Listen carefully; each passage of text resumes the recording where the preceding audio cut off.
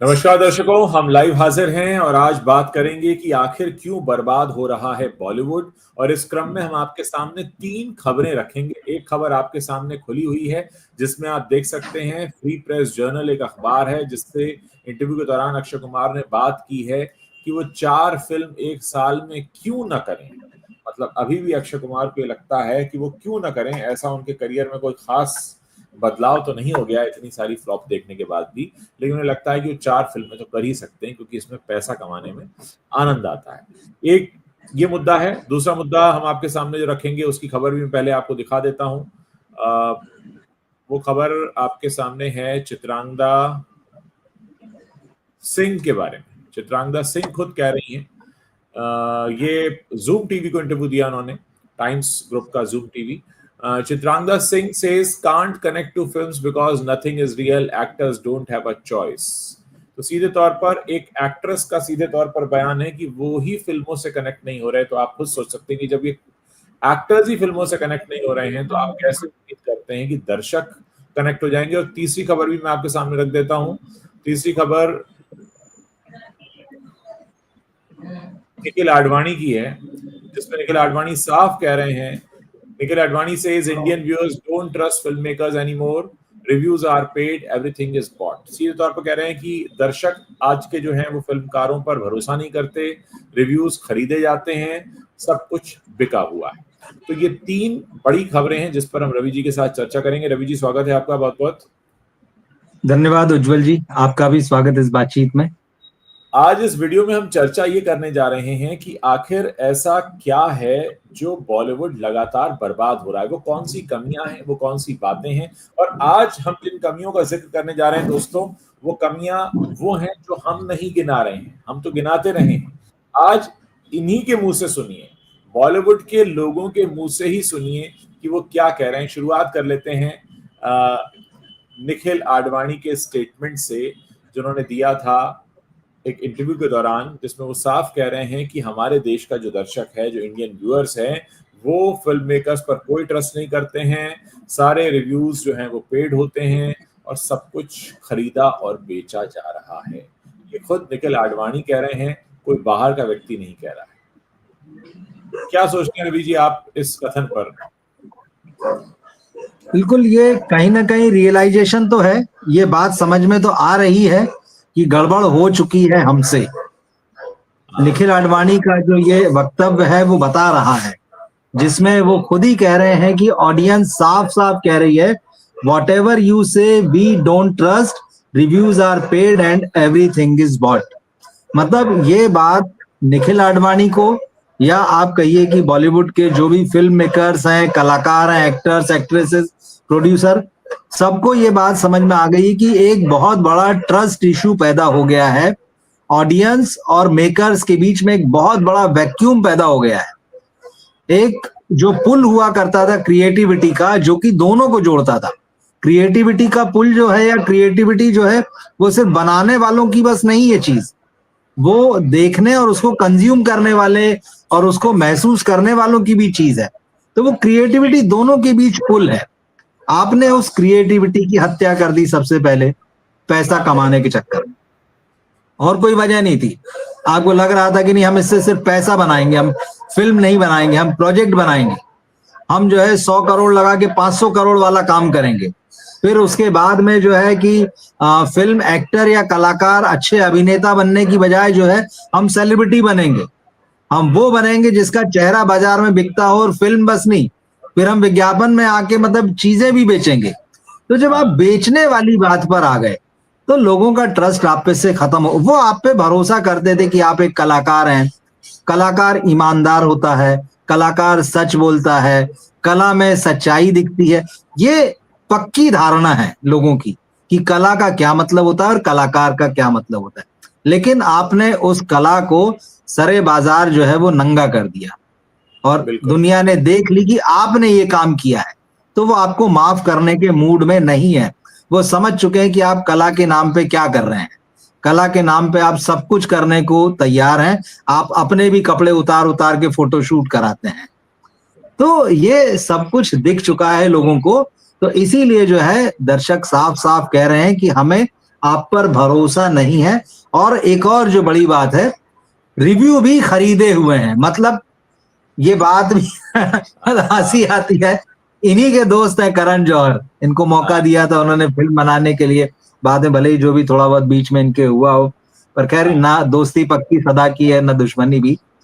तो भाई रिव्यू भी आप खरीद लेते हैं, फिर आप कबूल भी करते हैं, और फिर आप ये भी कहते हैं कि देखिए इसे भी हमारी मासूमियत और ईमानदारी मान ली जाए, और उसके बाद भी कि हम रिव्यू खरीद खरीद के आपको जो अच्छा अच्छा बता रहे हैं कि हमारा सिनेमा बहुत अच्छा है, आप भी उतनी ही मासूमियत से उस चीज को एक्सेप्ट करें, थिएटर में जाएं, हमारी फिल्म देखें, हिट बनाएं, हमको करोड़ों रुपए कमाने में जो है मतलब जो हमारा टारगेट है उसको पूरा करने में जो है मदद करें। लेकिन सच ये है कि ट्रस्ट इशू पैदा हो गया है। अब फिल्म मेकर्स कह रहे हैं कि भैया हम पे ट्रस्ट करो, कोई कैसे करे। तो तस्वीर एकदम साफ है। मैं चाहूंगा कि निखिल ने जो एग्जैक्ट लाइंस बोली हैं एक बार मैं दोहराऊंगा और फिर हम इसके और मतलब को गहराई से समझने की कोशिश करेंगे। निखिल कहते हैं, I think there is a complete distrust right now between the audience and the film maker. Basically the audience is saying whatever you say we don't trust you, reviews are paid and everything is bought, we are just trying to say trust us. यानी एक बहुत बड़ी नाकामी है फिल्मकारों की कि वो किसी भी तरीके से दर्शकों का दिल जीतने में नाकाम रहे, और इस बात को खुद निखिल आडवाणी कह रहे हैं। आगे इस आर्टिकल में लिखा है, he adds that today's viewers are far more informed, making them harder to impress. Audience today, thanks to social media, have got so much information. They have got everything on their fingertips. यानी पहले दर्शकों को प्रभावित करना बहुत आसान था, लेकिन अब ये काम बहुत मुश्किल हो चुका है कि आप दर्शकों को बना नहीं सकते। Nikhil also reflected on the long-standing divide between independent and commercial cinema, a line that continues to shift over the decades. From parallel cinema to festival films, the terminology may have changed, but the struggle remains. He candidly shared, the choices are becoming smaller, the demand to conform to the formula is getting much higher. When you want to disrupt and do something off the beaten track, you really have to do something that is marketable, whether that is the cast, the director, or the producer. But I'm very hopeful that it will turn. It has to, a good quality film will find its audience. देखिए यहाँ पर एक बहुत बड़ा द्वंद्व दिख रहा है कि हम जो भी बनाएं वो मार्केटेबल होना चाहिए। अब चाहे वो कास्ट हो या डायरेक्टर हो, अब तो डायरेक्टर भी सेलिब्रिटी डायरेक्टर्स हो चुके हैं। डायरेक्टर्स भी ऐसे हैं जो सेलिब्रिटी स्टेटस पा चुके हैं, जैसे रोहित शेट्टी, वो एक शो होस्ट करते हैं। करण जौहर तो लंबे समय से बहुत कुछ करते रहे हैं, या एक बड़ा नाम, बिकने वाला नाम जैसे कि SS राजमौली हैं।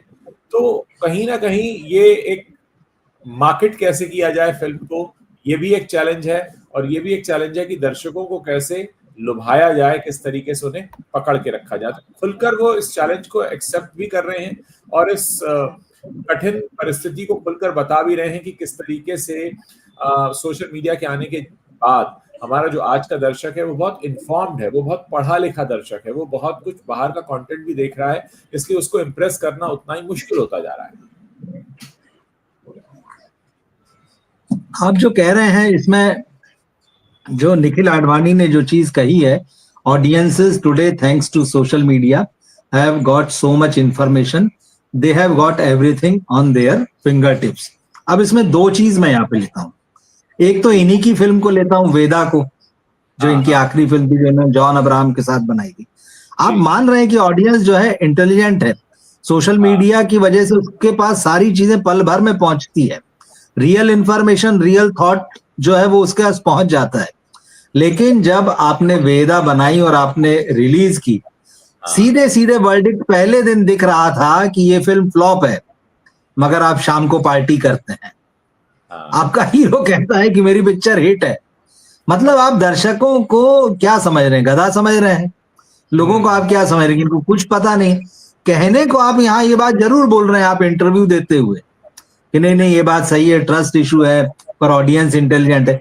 जब आपकी फिल्म आई थी तो आपने इस चीज को क्यों एक्सेप्ट नहीं किया?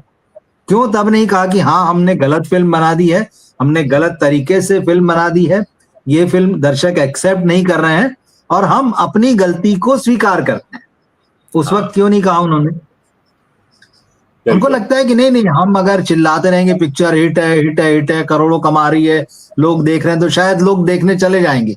भीड़ जो है लोगों की वो इस बात को, हमारी बात को सुन लेगी और वो जाके देखेगी। नहीं, वहां तो आपको पैसा ही कमाना था, वहां आपके ईगो पे भी आ रहा था, अरे हमने फिल्म बनाई तो हम गलत कैसे हो सकते हैं। तो आपका रिसर्च सही नहीं था सबसे पहली बात तो उस फिल्म में। जॉन अब्राहम की इमेज का प्रॉब्लम था, जिसको लेके वो प्रेस कॉन्फ्रेंस में भड़क गए थे, उल्टे सीधे इशारे करने लगे थे पत्रकार को। तो ये प्रॉब्लम इनकी है, और हो सकता आज ये बोल रहे हो और कल जब अगली फिल्म बनाए तो फिर इनको ये सारी चीजें भुला जाए और फिर ये वही पुराने राग में आ जाए। एक चीज, दूसरी चीज मैं इन्हीं के दोस्त जो हैं रहे कभी याब है करण जौहर, उनका उदाहरण दे देता हूँ। केसरी चैप्टर 2 बनाते हैं भाई साहब, और केसरी चैप्टर 2 में आप झूठा इतिहास दिखाते हैं, गलत इतिहास को आप पोर्ट्रे करते हैं, और आप चाहते हैं कि दर्शक इसको एक्सेप्ट कर लें। पहले ही दिन से वहां पब्लिक लिख रही कि आप गलत बता रहे हैं, जिस व्यक्ति की कहानी आप बता रहे हैं वो कहानी वैसी है ही नहीं। लेकिन आप में एक है कि नहीं, हमें तो दिखाना है कि हम ही सर्वज्ञाता हैं, हमारे से बाहर ज्ञान कहीं है ही नहीं है। आप लोगों को क्या पता, आप तो हमारी फिल्म देखिए और इससे इतिहास सीखिए। तो आप लोग दर्शकों को क्या समझ रहे हैं, दरअसल समझ रहे हैं पर वो गले उतार नहीं पा रहे। आपको भी पता है कि आपकी क्या स्थिति है, आपका कितना ज्ञान है, आप कैसा सिनेमा बना रहे हैं, लेकिन आप स्वीकार कैसे कर लें। और जब तक नहीं स्वीकारेंगे इस चीज को, तब तक यही हाल बना रहेगा। भले ही आप लाख इंटरव्यू देते रहिए, भले ही लोगों से कहिए कि अरे यार अब हमने सही सिनेमा बना दिया है, अब हमने अच्छा सिनेमा बना दिया, आपके कहने से कुछ नहीं होगा। आप फिल्म बनाकर लाएंगे, दर्शक देखेंगे और वो खुद तय करेंगे, वो आपके कहने से तय नहीं करेंगे। तो आप कहिए कि भरोसा करें, आप कहने से नहीं होगा, आपको काम करके दिखाना होगा, आपको ईमानदार फिल्म बनानी होगी सबसे पहले। तो ये चीज है। देखिए, ये तो हुई निखिल आडवाणी की बात। अब चित्रांगदा सिंह भी कुछ वैसा ही कह रही हैं। मैं चित्रांगदा सिंह का भी जो स्टेटमेंट है वो पहले दर्शकों के सामने रखता हूं, फिर हम उस पर चर्चा करेंगे कि एग्जैक्टली चित्रांगदा सिंह क्या कह रही हैं। देखिए, चित्रांगदा सिंह यहाँ पर एक इंटरव्यू देती हैं जूम टीवी को, जिसमें वो कहती हैं कि can't connect to films because nothing is real. कुछ ऐसा है ही नहीं जिससे हम कनेक्ट कर पाए। आप सोचिए, जो फिल्म में काम कर रहा है वो ही फिल्म से कनेक्ट नहीं कर रहा, और सीधे तौर पर एक एक्ट्रेस होने के नाते वो कह रही हैं actors don't have a voice. So कुल मिलाकर जब जिस मिठाई को बनाने वाला हलवाई उसको खाने की इच्छा नहीं रख पा रहा है, तो हम कैसे ग्राहकों से उम्मीद करेंगे कि वो उस मिठाई को खाकर खुश हों और उसकी डिमांड करें। और सेलिब्रेट, इसमें इस आर्टिकल में साफ लिखा है celebrating the release and success. अब ये वर्ड देखिए, success of Housefull 5। Chitrangada ask, चाहिए क्या, या तो रियल चाहिए या रियल नहीं चाहिए, आपको मोरली सोशली करेक्ट चाहिए, how many levels of correct do you want.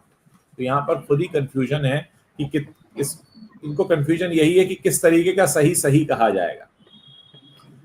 The actress further said, people ask them to be real, that's not fair. Either you give them the freedom to be who they want to be, have an opinion and a voice, or expect them to be different but have the same opinion as yours. There is so much noise for nothing. देखिए, ये सारी बातें तब होती हैं जब आप खुद ही कन्विंस नहीं होते हैं कि आप क्या कहना चाहते हैं, क्या बताना चाहते हैं। आप अपनी जगह पर अपनी ही जड़ से जुड़े हुए नहीं खड़े हैं, और यही बात चित्रांगदा के स्टेटमेंट में निकलकर साफ आ रही है। सही बहुत नहीं होते हैं, सही एक ही चीज होती है, सच एक ही होता है। आपको वहां पर खड़े रहना होता है जहां पर आप खड़े होकर अपनी बात कहना चाहते हैं। यहाँ पर चित्रांगदा सिंह एक ऐसे अभिनेत्री के तौर पर मैं इनको देख पा रहा हूँ जो काम के लिए, जाहिर है बहुत सारे लोग समझौता करते हैं, कई बार सब्जेक्ट के साथ, कई बार किस तरह की उन्हें कास्टिंग मिली है, और ये भी उससे कोई अछूती नहीं है, और वहां खड़े होकर ये इस बात को कह रहे हैं। आप कैसे देखते हैं रवि जी इसको? दरअसल ये एटीट्यूड जो है ना कि हम सही हैं और दर्शक को समझ में नहीं आ रहा है, ये बॉलीवुड पूरा इस वक्त बड़ा कंफ्यूज है कि उसको क्या चाहिए, क्या करना चाहिए, क्योंकि वो फिल्म नहीं बना रहा है, क्योंकि वो प्रोजेक्ट बना रहा है, क्योंकि उसने पैसा छापने की मशीन बनानी है, वो ये सोचकर काम कर रहा है। उसको ऑडियंस की कहानी से, ऑडियंस को क्या पसंद आएगा, ऑडियंस एंटरटेनमेंट चाहता है या ऑडियंस कोई सीरियस चीज चाहता है, किस विषय को वो सीरियसली देख रहा है, किस विषय को वो हल्के ढंग से ले रहा है, किस विषय पर आप कॉमेडी बनाए, किसकी कहानी बनाए, ये इनको कुछ समझ में नहीं आ रहा है। तो चित्रांगदा जो कह रही हैं, उनका कहने का मतलब यही है कि अब हमारी तो कोई वॉइस बची नहीं, मतलब सब कुछ जो है जनता तय कर रही उनके हिसाब से, लेकिन हो उल्टा रहा है। देखिए, खुद को भले ही जी, चित्रांगदा भी कह रही हैं, Chitrangada Singh believes Housefull 5 is a family entertainer. अब देखिए मतलब इसको फैमिली एंटरटेनर कहेंगे तो फिर मतलब अब क्या बोल सकते हैं, मतलब हम तमाम बातें इस पर कर चुके हैं। अगर ये फैमिली एंटरटेनर है तो फिर बाकी फिल्मों का क्या करें, मतलब जो सनी लियोनी जिन फिल्मों में काम करती रही हैं या फिर जो सेक्स कॉमेडीज बनी है, ये सब भी उसी दायरे में ले आएंगे कम ज्यादा करके कि कोई बात नहीं, थोड़ा ये 16+ है, बोले वो 18+ है, वो भी एंटरटेनर है। ये बहुत गलत तरीके से चीजों को देख रहे हैं और इन्हें पता ही नहीं, इनको यही है कि अपनी फिल्म और अपनी बात को जो है वो सही मनवाना है, उससे ज्यादा इनको कुछ पता नहीं है। यहाँ पर ये भी लिखा है इसी आर्टिकल में, Chitrangada explained why she believes films are not relatable any longer, reflecting on the need to be correct on every level. The Houseful 5 actress feels there is nothing real anymore that's reflecting in our films, and that's why we don't connect with them, because on creative levels you have to be correct. Creatively you have to be correct to every section of society and every stratum. It is very difficult to do that. Then we'd be making documentaries. अब ये यहाँ पर खुद ही confuse है। देखिए, सही कह रहे हैं, लेकर कभी कंफ्यूज नहीं होता था। हम राज कपूर की फिल्में देखें, देवानंद की फिल्में देखें, दिलीप कुमार की, धर्मेंद्र की देखें, वहां फिल्मों में कोई कंफ्यूजन नहीं है। ठीक बात है। जितना सरल जमाना था उतनी सरल फिल्म भी थी, और आज भी जमाना उतना ही सरल हो सकता है अगर हम बिल्कुल एक सही सम्यक दृष्टि से देखें। अब कहती हैं आगे, she urged the audience not to judge films like Houseful 5. I do think Houseful 5 is a family entertainer. Yes, there are jokes and humor that people might not enjoy as much, but I feel every film has its own tone and meter of what the dialogues are and what the tone of the film is. This is that kind of film. Then there is Hera Pheri, Golmaal and many more. Every film has its own meter when it comes to humor. अब ये गोलमाल में तो कोई adult comedy नहीं मुझे याद आ रहा है। बिल्कुल। तो ये कहाँ कंपैरिजन में लेकर जा रही हैं? दरअसल इनको समझ में ही नहीं आ रहा है कि क्या बोलना है। वो कंफ्यूज है दरअसल पूरी तरह से। इस इंटरव्यू को देखिए, जो बातें आपने कही हैं, ये कहीं समझ में नहीं आता है कि उनका थॉट प्रोसेस क्या है। वो खुद को भी सही बताना चाहती हैं, वो खुद को एक मतलब कि एक्टर की कोई वॉइस नहीं, ये भी बताना चाहती है। वो ये भी बताना चाहती कि भाई हमारे लिए तो कोई फ्रीडम नाम की चीज नहीं रह गई है। लेकिन दर्शक जो है वो अजीब तरीके से जज कर रहे हैं। दर्शक को ये समझ में नहीं आ रहा है कि रियलिटी क्या है और फिक्शन क्या है। तो वो ये बताना चाहती कि आप फिल्म को जो है वैसे देखें जैसे कि वो रियल नहीं है। दूसरी तरफ वो ये कह रही हैं कि हमारी फिल्म में जो क्रिएटिविटी दिखाई जा रही है उससे दर्शक कनेक्ट नहीं हो पा रहे। मतलब ओवरऑल जो है वो जाने क्या क्या बातें कर रही है, जिनका कोई मतलब और कोई सिरा जो है आपस में जुड़ता नहीं है। मुझे लगता है उनको कह दिया गया होगा कि भैया अक्षय कुमार ने अपना प्रमोशन कर दिया, अब वो छुट्टी पे जाएंगे या दूसरी फिल्म शूट करेंगे या फिर वो अगली फिल्म के प्रमोशन में लगेंगे, तो आप संभाल लो। तो इनको उतार दिया मैदान में, सौंदर्या शर्मा को मैदान में उतार दिया, फिर उसके डायरेक्टर को उतार दिया कि भाई 2-3 हफ्ते लगे रहो, कहीं ना कहीं इंटरव्यू देते रहो। तो इनका पीआर जो है वो कनेक्ट करा रहा है, भाई कहीं इधर इंटरव्यू कर लो, कहीं उधर इंटरव्यू कर लो, जिससे कि फिल्म की चर्चा होती रहे। तो चर्चा होती रहेगी तो 150 आदमी जो है वो जाता रहेगा। टारगेट ये पिक्चर जो है वो फ्लॉप हो चुकी है। मुझे एक बात मेरी समझ के बाहर है, रवि जी आप मुझे समझाइए, मैं आपसे पूछ रहा हूँ कि इस फिल्म को अगर ये एडल्ट कॉमेडी कहकर प्रमोट करते तो दिक्कत कहाँ थी? मैं कहता हूँ वो ज्यादा बेहतर होता इनके लिए। मैं आपको बता रहा हूँ, वही कह रहा हूँ, बहुत ये फायदे में रहते अगर ये कह देते कि हम एक एडल्ट कॉमेडी ला रहे हैं। और बहुत समय बाद बॉलीवुड में एडल्ट कॉमेडी आ रही है। आई थिंक जो मस्ती सीरीज की फिल्म थी शायद उसके बाद में एक आध कोई और आई होगी, तो ये कह देते कि नहीं हमने एक एडल्ट कॉमेडी बनाई है, बट ये एक हेल्दी है, हमने नॉनवेज जोक रखे हैं, लेकिन हमने कोई मतलब ऐसा लिमिट क्रॉस नहीं की कि आपको मतलब शर्मिंदा होना पड़ेगा। आप आइए, फिल्म को एडल्ट कॉमेडी की तरह एंजॉय कीजिए और आपको मजा आएगा। लोग देखें, उसी माइंडसेट से देखने जाते कि चलो हम एक एडल्ट कॉमेडी देखने जा रहे हैं, लेकिन आपने किया क्या? आपने कहा नहीं हम तो कॉमेडी फिल्म लेकर आ रहे हैं। ये मुझे लगता है इस फिल्म को बड़ा नुकसान हो गया। अगर ये बोलते कि एडल्ट कॉमेडी है तो निश्चित रूप से इस फिल्म को कोई क्रिटिसाइज नहीं करता, क्योंकि हमने पहले ही बोल दिया था। भाई सर्टिफिकेट यही होता ना, अगर आप हॉल में लोगों को बुलाएं कि हम यू सर्टिफिकेट की फिल्म है हमारी, और वहां पहुंच के आपको ए सर्टिफिकेट दिखे, तो पब्लिक तो सिनेमा घर में तोड़फोड़ मचा देगी, चिल्लाएगी। तो आप पहले से ही बाहर बताते हैं ना कि भाई ये फिल्म है, ए है, यूए है, इसका ये सर्टिफिकेट है। तो यही तो प्रचार होता है। प्रचार ये होता है किसी फिल्म का कि आप उस फिल्म के बारे में बताएं सच्ची सच्ची कि क्या है। लेकिन इनको पिछले कई सालों में सिर्फ झूठ बोलने की आदत पड़ गई है।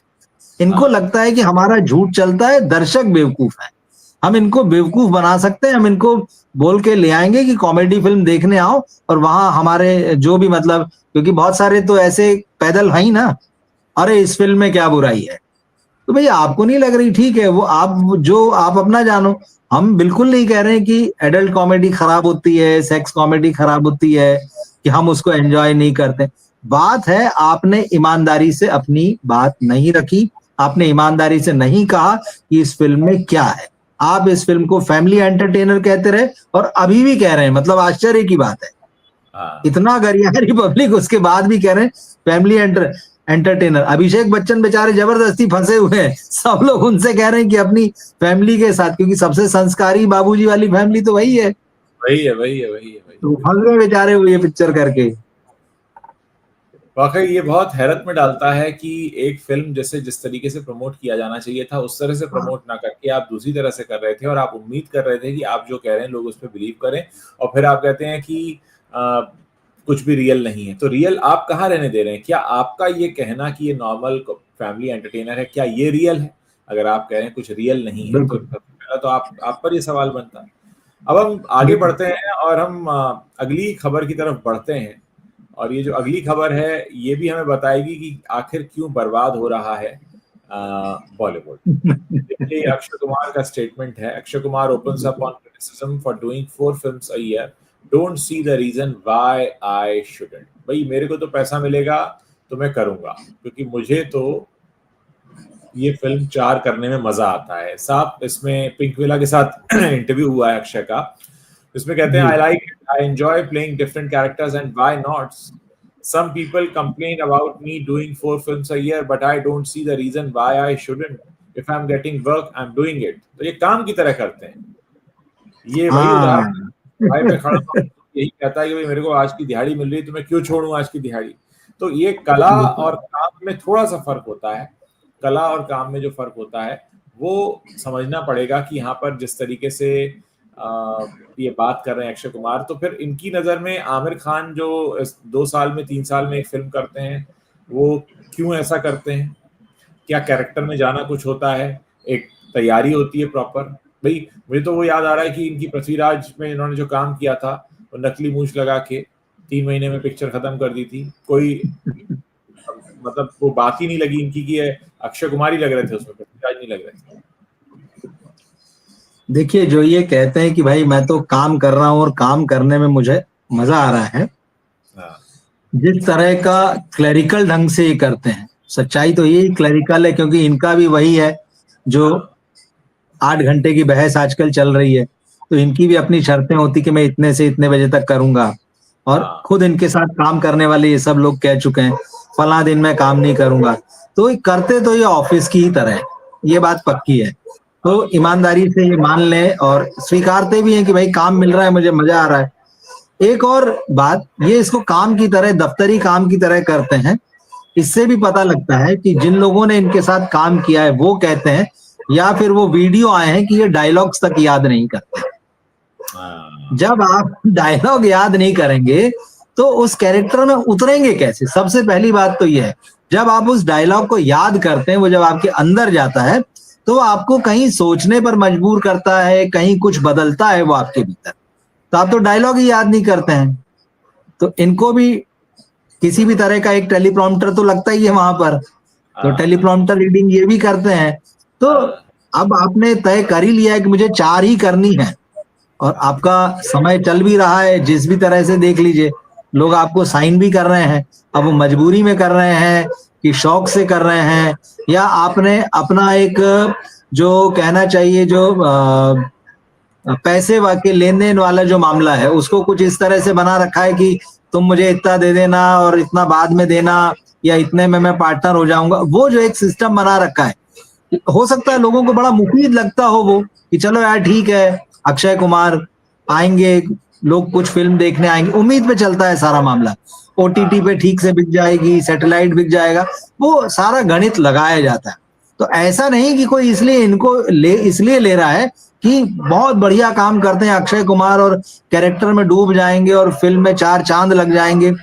उसको पता है कि भाई ये 4 महीने में फिल्म बना देंगे, तो मेरा पैसा जो मैं लगा रहा हूं उसके रिटर्न जल्दी होने के चांसेस बन जाएंगे। तो 4 महीने में ये कर देंगे, 4 महीने में और काम करा लूंगा, इधर पैसा लगाया, साल भर में पैसा वापस। तो वो उसी उम्मीद में पैसा लगाता है, मुझे ऐसा लगता है। तो अक्षय कुमार की इस बात से ये भी पता चलता है कि वो सुनते नहीं है, ऑडियंस की नहीं सुनते हैं। ऑडियंस कुछ भी वो करे, कुछ लोगों को शिकायत है, अरे भाई भर भर के लोग लिख रहे हैं कि यार आप मत करो, थोड़ा आराम कर लो, बहुत टाइम हो गया है, आप ही आपको देख रहे हैं, और वो फिल्में जो आपकी नहीं चल रही वो बता रही हैं, लेकिन आप लगे हो कि नहीं मैं तो करूंगा और 4 ही करूंगा, 4 से कम नहीं। और मुझे देखिए इस साल का कोटा तो शायद उनका पूरा भी हो गया मुझे लगता है। स्काई फोर्स आई थी, K3 चैप्टर 2 आई थी, हाउसफुल 5 आ गई, अभी कनप्पा में वो देखेंगे तो 4 तो हो गया इस बार। चलिए फिर इसके बाद जॉली LLB 3 भी आने वाली है, तो ये भी है, तो भाई 5 हो जाएगी। और हो सकता है एक आध में किसी में वो अपना मेहमान कलाकार के रूप में दर्शन दे दें, कुछ उस तरह से भी काम हो जाए जी, तो वो करते रहेंगे। और चल वो भूत बंगला शूट हो ही चुकी है, वेलकम टू जंगल की बात चल रही है, हेरा फेरी का मामला है, फिल्में हैं उनके पास, वो कर रहे हैं। लेकिन बात यह है कि दर्शक कितना एक्सेप्ट करेंगे और कब दर्शकों की आवाज जो है वो अक्षय कुमार के कान में जाएगी, या कभी वो इतना बढ़िया रोल करेंगे कि लोग कहेंगे यार मजा आ गया इस फिल्म को देख के। फिलहाल तो अक्षय कुमार का नाम सुनते ही परेश रावल का नाम ध्यान में आता है कि हेरा फेरी 3 का क्या होने वाला है। हालांकि उन्होंने इस बारे में जो इंटरव्यू दिया उसमें यही कहा कि भाई जो हो रहा है आप लोगों के सामने हो रहा है, लेकिन बहुत कुछ ऐसा है हमारे सामने नहीं भी हुआ है। और जो सवाल उससे उठे वो सबसे बड़े सवाल ये थे कि अगर 15 करोड़ रुपए की, जैसा कि हमें जो न्यूज छपी उसी से पता चला कि भाई 15 करोड़ रुपए तय हुए थे परेश रावल को देने के लिए, और आपने साइनिंग अमाउंट उनको दिया 11 लाख रुपए का। उसके बाद आपकी उम्मीद ये थी कि पूरी फिल्म का काम कर लें, रिलीज हो जाए, उसके 1 महीने बाद आपने पैसे दें बाकी के, और उसमें भी सबसे बड़ी बात है कि आपकी स्क्रिप्ट तो तैयारी नहीं थी। ये जो पूरा मामला निकल कर आया, उसके बाद उन्होंने फिर नोटिस भेजा, और अब उनको ऐसा लगता है कि चीजें अभी भी उनके पक्ष में चली जाएंगी। तो बड़ा सुनने में बड़ा अटपटा सा लगता है कि क्या बॉलीवुड में इस तरह से काम हो रहा है? क्या बॉलीवुड के हर बड़ा हीरो अपनी फीस की मतलब जो है 1% से भी कम फीस में पूरी पिक्चर करता है? क्या ये बॉलीवुड का चलन है? तो ये बात गलत, गले नहीं उतरती ये बात। इसी तरह की हेरा फेरी 3 टाइप का मामला जो अक्षय कुमार की जो अगली फिल्म है वेलकम टू द जंगल, इसको लेकर भी आ रही है कि ये फिल्म भी जो है वो non payment dues of actors की वजह से अटकी हुई है। मतलब वहां भी बड़े बड़े सितारे हैं, वहां तो हाउसफुल 5 से ज्यादा है। तो खबरें ये आ रही है कि मतलब ये फिल्म भी बार बार जो है फाइनेंशियल रीजंस की वजह से अटकती रही है, और इसमें भी एक्टर्स को एकदम इसी तरह का मिनिमम पेमेंट देकर साइन किया गया है, और इस फिल्म में भी अक्षय कुमार का बड़ा स्टेक है।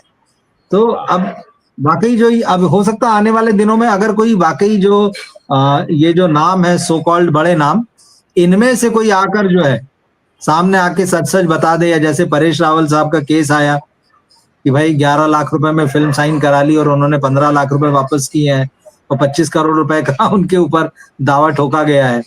तो ऐसी कोई सामने आके बता दे भाई मैंने भी 10 लाख में या 1.25 लाख में फिल्म साइन की है, और मेरी फीस भी जो है फिल्म रिलीज होने के 1 साल बाद मिलने वाली है।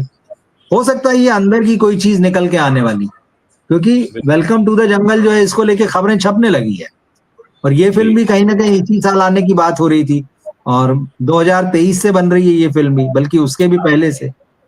इसका एक टीजर आया था 2 साल पहले, फिर उसी को वापस रिलीज कर दिया गया था इस साल।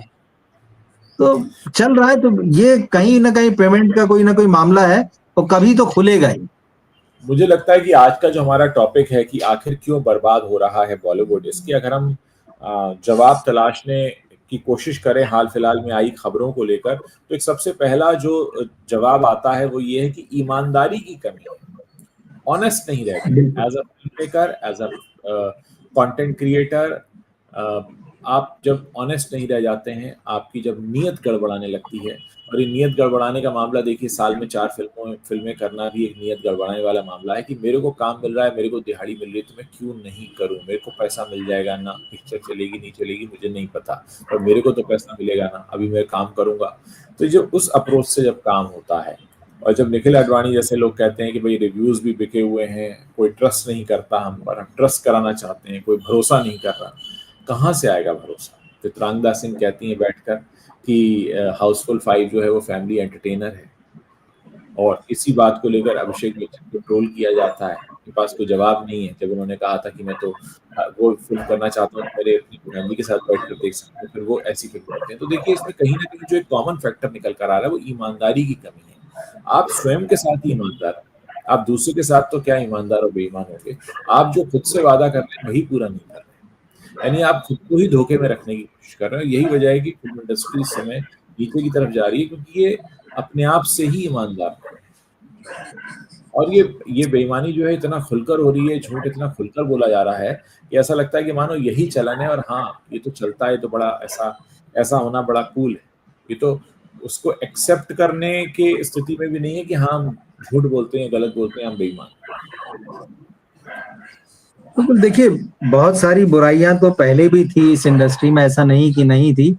नॉन पेमेंट्स के मामले थे, लोगों का पैसा खा जाना, कास्टिंग काउच जैसा इशू था, बड़ा इशू है, और भी कई तरह के थे। लेकिन अब ये जो छोटी छोटी चीजें निकल कर आ गई है ना, इनके कॉर्पोरेट बन जाने के बाद, ये हो रहा है कि मिलके खाएंगे।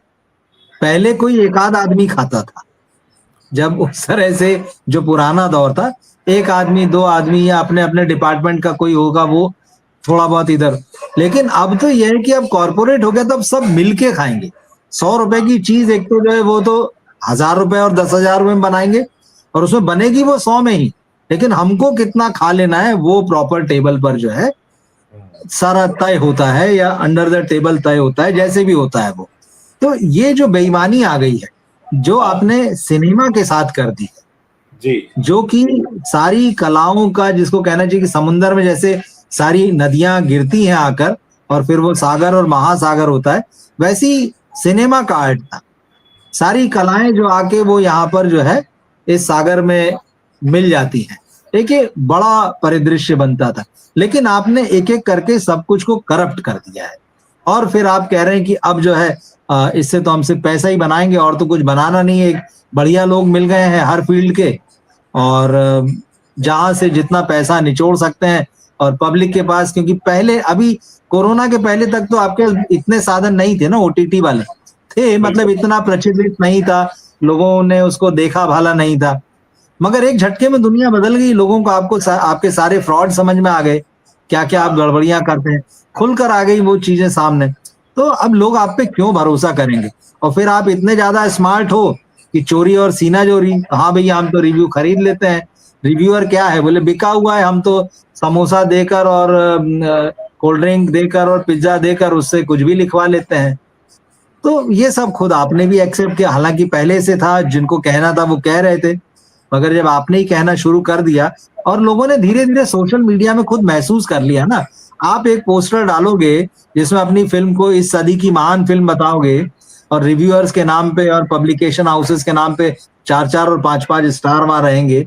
मैं एक बार देखने जाऊंगा, अरे इतनी महान फिल्म आई है, तो क्या मेरे पास अकल नहीं है? मैं घास चरने गया है, गई अकल मेरी, या मैं घास खाता हूँ?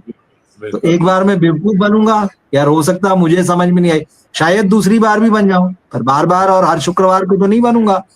मुझे समझ में आ जाएगा आप क्या खेल कर रहे हैं। तो ये इनके साथ हो चुका है, और अब इनको पूरी तरह से ईमानदारी से अगर ये नहीं बदलेंगे तो इनका भविष्य जो है, कम से कम इस पीढ़ी का जो ये काम कर रही है, इसका तो अंधकार में, ये बात पक्की है। बिल्कुल सही कहा आपने। मुझे लगता है कि हमने अपने आज के सेशन में जिन 3 खबरों को एड्रेस किया है वो अपने आप में बहुत बुनियादी जो सवाल हैं वो उठाती हैं। सबसे बड़ी बात, आप अपने काम के प्रति अगर ईमानदार नहीं होंगे तो काम में फिर सफलता और काम में वो बात नहीं होती, वो चमक नहीं रहती, क्योंकि आप में उस निष्ठा की कमी है। आपका जो फ़िल्म बनाने का पर्पज़ है वो सिर्फ़ और सिर्फ़ ये पैसे कमाना हो जाता है, तो वहाँ पर आप भटक जाते हैं। और वही फ़िल्म इंडस्ट्री के साथ हो रहा है। और फिर पैसे कमाने के चक्कर में आप ये भी नहीं देखते कि आप रीमेक बना रहे हैं, किसी की कॉपी बना रहे हैं, कहीं से कुछ उठा रहे हैं। आप इस हद तक अंधे हो जाते हैं कि आपको लगता है बस कुछ भी करके पैसा आएगा क्या? आप अपना जो इंडस्ट्री का स्तर रहा है बॉलीवुड का, उस स्तर को भी भूल जाते हैं। पहले कितने लेजेंड्स इस इंडस्ट्री ने दिए हैं, आप वो भी भूल जाते हैं और आप सारी चीज़ें इसमें एक तरह से कहते हैं ना कि झोंक देते हैं। जब झोंक देते हैं तो फिर कुछ बचता नहीं है, सब स्वाहा हो जाता है और वही बॉलीवुड के साथ हो रहा है इस समय। चीज़ें स्वाहा हो रही हैं और ये बहुत ख़राब दौर से होकर गुज़र रहा है। इस समय नींद से जागने की ज़रूरत है, क्योंकि आने वाली पीढ़ी यही पूछेगी कि जो लेगेसी है, उसको इस तरह से क्या कैरी किया जाता है। हमने दिलीप कुमार साहब, राज कपूर साहब या फिर देवानंद, हमने इतने बड़े-बड़े सत्यजीत रे, इतने बड़े फ़िल्म मेकर्स को देखा है जिन लोगों ने एक कहते हैं ना कि पूरा एक इस इंडस्ट्री को खड़ा किया, जिनके जो पिलर्स हैं। और आज आपके कंधों पर जब ये आया है तो आप किस तरीके से चीज़ों को बर्बाद करने लगे। मतलब ये बड़ा दुःख होता है कि किसी को भी अपनी ज़िम्मेदारी का एहसास नहीं है। हर किसी ने अब इसको एक बहुत ही, इसको कहते हैं ना, एक बहुत ही गंदे बिज़नेस की तरह लिया है। बिज़नेस में भी आप कम से कम ख़्याल रखते हैं आपका नाम ना डूबे, क्योंकि बिज़नेस में भी आप जब एक लंबी पारी खेलते हैं तो उसमें आपका नाम, आपकी साख, आपका रसूख काम में आता है। लेकिन यहाँ तो वो भी तिलांजलि जिसको लगाई जा सकती उसकी वजह वही है कि हम करेंगे और हमारे बाद हमारे बच्चे करेंगे, हमारे रिश्तेदार करेंगे। वो जो टारगेट है ना भाई, है। पहले भी लोग जो है कमा रहे, ऐसा थोड़ी कि यही आज कमा रहे हैं। हाँ, क्या वी शांताराम ने नहीं कमाया? क्या गुरुदत्त ने नहीं कमाया? क्या राज कपूर ने नहीं कमाया? क्या सुभाष घई ने नहीं कमाया? बिल्कुल, भैया इन्होंने कमाया तो फिल्मों में ही लगा। इन्होंने स्टूडियो बनाए, बड़े बड़े स्टूडियो बनाए। उन बिल्कुल, बिल्कुल। स्टूडियोज में फिल्में बना करती थी। इनके हाँ, स्टूडियो से जनरेशन जनरेशन के मतलब डायरेक्टर्स निकला करते थे, एक्टर्स निकला करते थे, जी, लिरिसिस्ट थे, म्यूजिक डायरेक्टर थे। ये टीम की तरह काम करते थे और सब मिलजुल कर एक टारगेट होता था कि हमें सिनेमा बनाना है, अच्छा हाँ, सिनेमा बनाना है। ये नहीं था कि हमें बनाना तो 100 रुपए का है, फिर उसको कहीं बेचने जाना है, लेकिन वो 1000 रुपए में बेचना है, तो जो खरीदेंगे उनको भी पहले से जोड़ के रखना है कि तुम्हारा भी हिस्सा रहेगा। मतलब हाँ, बनने से पहले ही पूरा मैथमेटिक्स तय कर लेना है कि 100 की चीज 1000 बना के किसको कितना बांटना है। तो जब आपकी नीयत में खोट आ गया, जब आपकी ईमानदारी जो है वो खत्म हो गई, तो जो चीज आप बना रहे थे वो तो बनी नहीं, और जी, जो बनकर सामने आई वो चीज नहीं थी जो दर्शकों को चाहिए, या दर्शकों से वो चीज कुछ कह पाती हो, या दर्शक उससे कोई जुड़ाव महसूस कर पाते हो। तो ये हाल तो होना ही है, और अभी भी नहीं सुधर रहे हैं, नहीं सीख रहे हैं। कहने वाली बातें हैं ये इस तरह की कि भाई ट्रस्ट नहीं है, ये नहीं, तो तुम ही लोगों का गड्ढा खोदा हुआ है भाई, और तुम ही गिर रहे हो उसमें। तो आपको बड़ी मेहनत करना पड़ेगी, और एकाध से नहीं काम चलेगा, सबको मिलकर करना पड़ेगा। तो जितना काला पीला ये करते हैं उसको बंद करना पड़ेगा ईमानदारी से, और सचमुच जो टैलेंट है उसको इनको जगह देना पड़ेगी, उसके लिए रास्ते बनाने पड़ेंगे। हम ही करेंगे, हमारी बीवी करेगी, हमारा बच्चा करेगा, अंकल करेगा, आंटी करेगा, ये नहीं चलेगा। तो सबसे पहली बात तो राइटिंग जो है, देखिए आप रीमेक खरीदें, किसी राइट्स के फिल्म के रीमेक राइट्स खरीदेंगे, वहां करोड़ 2 करोड़ आप जो दे देंगे वो देंगे, लेकिन हाँ, आप राइटिंग के लिए लाख में खर्च नहीं करेंगे। हाँ, आप ये चाहेंगे कि फोकट में आपको अपनी स्क्रिप्ट दे जाए और उस पे भी हम अपनी कलाकारी करके अपने नाम से उसको चला लें या चुरा हाँ, लें। मतलब जो बेसिक है, जो आइडिया है, जो राइटिंग है, आप जब तक उस पर नहीं जाएंगे तब तक आप दुनिया की बेहतरीन से बेहतरीन टेक्निक ले आए, जी। आप कचरे के सिवा कुछ नहीं बना पाएंगे। देखिए, मुझे लगता है कि हम लोग जो इस तरह के सेशंस करते हैं उनका एक ही मकसद है कि इंडस्ट्री के लोगों को आईना दिखाना, और उम्मीद करते हैं कि इतनी मेहनत जो हम कर रहे हैं इसका अगर थोड़ा बहुत परसेंटेज भी उन तक पहुंचे और वो इसको इस तरह से लें कि हाँ, कोई है जो आईना दिखा रहा है, और करना उन्हीं को है। हमारा काम सिर्फ आईना दिखाने का बिल्कुल। है। हमारा काम वो बताने का है जो दर्शक मन में महसूस करते हैं। उम्मीद है कि हमारी आज की जो चर्चा है इससे कहीं कुछ कहते हैं ना कि कुछ सुधार आएगा, इसकी उम्मीद हम हमेशा करते हैं। और दर्शकों को अगर हमारी बातचीत पसंद आती है तो आप लोग हमेशा इसे शेयर कर सकते हैं अपने फेसबुक वॉल पर, अपने व्हाट्सएप ग्रुप्स में। साथ ही आप नीचे कमेंट सेक्शन है वहाँ लिखकर बता सकते हैं कि आगे आप और किस तरह की बातचीत हमारे और रवि जी के बीच में सुनना चाहते हैं। बहुत बहुत शुक्रिया रवि जी आपका भी इस बातचीत में हिस्सा लेने के लिए, और दर्शकों का भी बहुत बहुत शुक्रिया। हम चाहेंगे कि शुक्रिया उज्जवल जी। मुलाकात करते रहें, बात करते रहें बॉलीवुड पर और अन्य विषयों पर भी चर्चा करते रहें। Thank you. Thank you, good night.